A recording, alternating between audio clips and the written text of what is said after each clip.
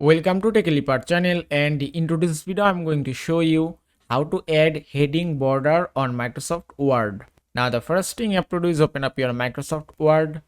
After that, open any document. You can see in my paragraph there are a heading. So if you want to add heading border, just put the cursor here and then click on Home tab. After that, on the paragraphs option you can find borders. Just click here and that's it.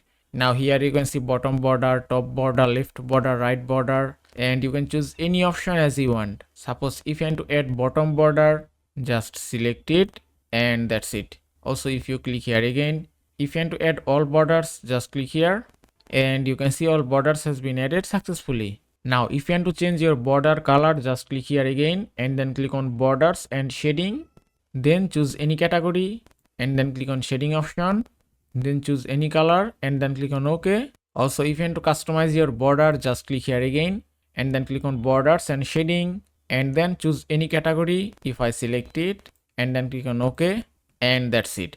And that is how you can add heading border on Microsoft Word. I hope this video was helpful. If it was, please give it a thumbs up and don't forget to subscribe.